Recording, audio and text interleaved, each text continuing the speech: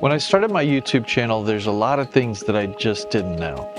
So over the first few months, I just kind of spun my wheels trying to figure things out. They say you don't know what you don't know. And by the end of this video, you'll know more than I did when I started my YouTube channel. The first year on YouTube is the hardest because you don't know what you're doing. And there's nobody there to tell you what to do, how to do it.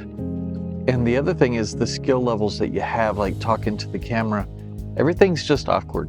Editing's awkward. You have so many questions. You have to take so much time in order to learn a skill and what to do. A lot of times you don't know, so it's just trial and error.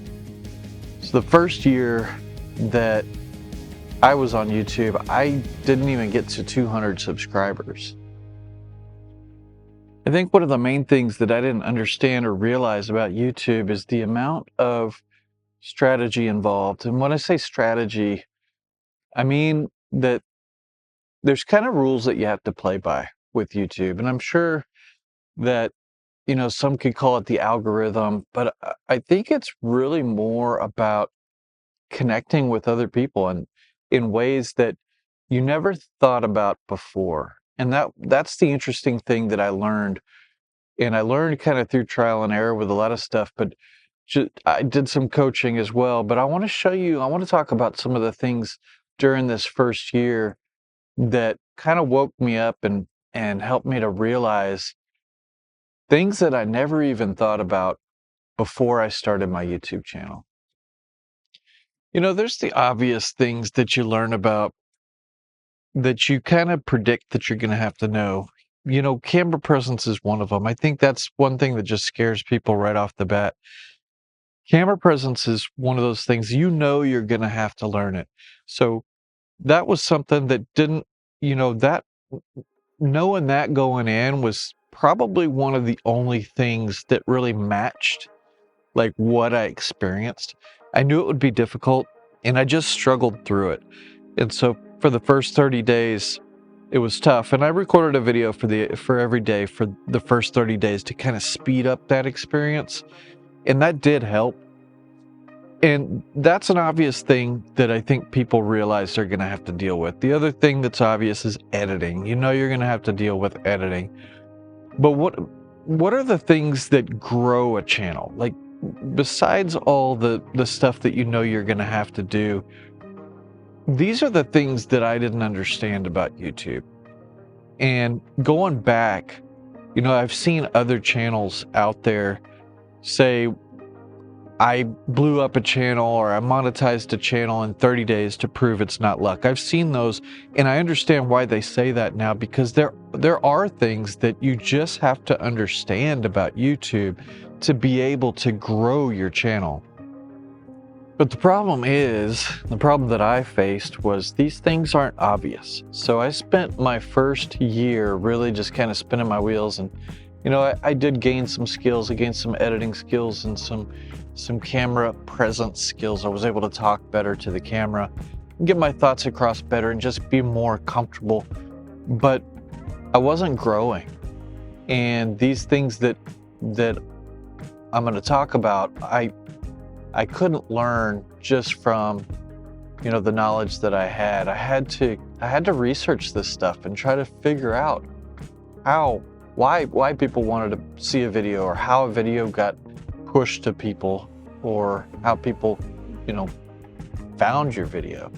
And so these are the things that I want to talk about now and tell you what I learned from the time that I spent that first year, what I wish I knew before I started, so it would have sped up the process of me growing my YouTube channel.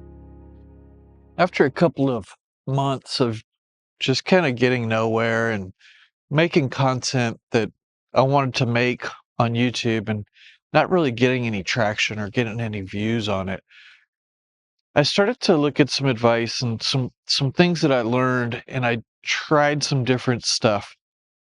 One of the things that I tried was just trying to make better ideas. So having ideas out there that are tested. And when I say tested, I mean things that other people have done already. And I don't want to say that I stole ideas from other people, but you take something that's proven to work for another person and you just kind of change it and make it your own. And when we look at history or people or how people learn, we don't always, not everybody has the greatest idea. We kind of build off of each other's ideas. So it's along those same principles where, you just take an idea that's out there and you try to build on it in your own way, or try to hit it on in a different perspective, or a different angle on it, or something that's personal to you. And I had success with this firsthand on a video that for me it went way beyond some of the other videos that I had made. And so I realized that this strategy actually works. And that was when I realized that the idea of the video is super important.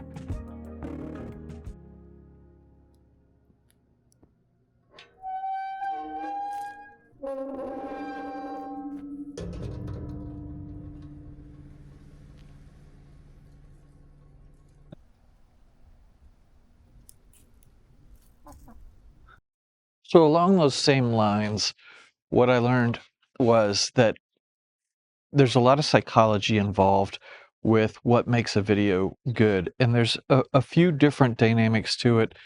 No, the first one is maybe something that's kind of overlooked by new creators, and that's the click-through rate in the idea of the video, the thumbnail and the title. If I had known earlier that that was such a big deal, one, that's what gets you the initial click. If nobody clicks on your video, nobody's going to see it. But here's the part that a lot of people now that I've heard a lot of advice and stuff, and this is really, I think, more true than a lot of the advice out there for the packaging. And I didn't understand this until I saw it happen for my own channel. And that's to have the idea and the title and the thumbnail before you even start to write your script or get into your video at all. That that single part right there will help you to determine if you're making a good video or not. The other thing I learned from trial and error and studying and coaching and everything was, once you get that initial click, the next thing you need to have is some sort of structure to your videos. And this is super important for, you know, eh, what YouTube looks at when they look at if they're going to find more people to watch your video or people that would like your video. One of the things that they look at is, are people going to spend time on it? Are they going to enjoy it? So looking at, being able to kind of develop a good structure to your video that makes it where people stay longer, basically. So it's called retention. But if I knew this when I was going in, then I wouldn't have spent hours wasted on doing AI and all that stuff trying to get scripts written. I would just have tried to learn how to structure my videos better. And over the time that I've been on YouTube, since I learned about this structure to the videos, a lot of people call it the story or storyline, or a 3-act structure or something like that. But I couldn't for a while. I wasn't using it at all. But when I started to use it, it was hard to figure out for a couple months how to apply that into my own types of videos or what I was doing. But over the course of that time, I saw a lot of success, and I had one of my main videos that I say went viral because for me it went viral, but it didn't get millions of views or anything. But for me on my channel, it was an outlier. It did better than all my other videos.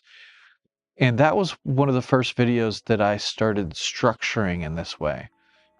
And the way that I structured it was in a certain, I actually have a PDF that I created, and there's a link in the download in the description to download it.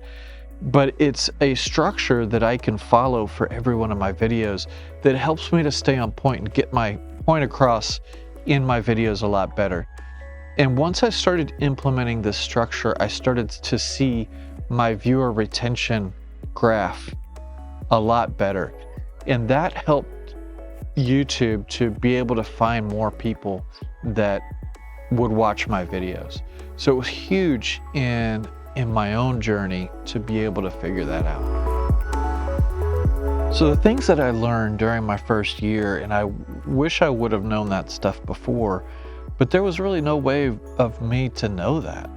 But after a year of grinding and doing all the work myself, if I had known these things about story structure and how to get people to click on your videos with your thumbnails and your titles, and just basically trying to make a better video, and better storytelling is probably one of the biggest things that I have implemented in trying to increase or grow my channel, because I can connect with people a lot better. And that's really all it comes down to, is the psychology of people and being able to communicate better. If I'd have known those things early on, I would have saved a bunch of heartache. Thanks for watching.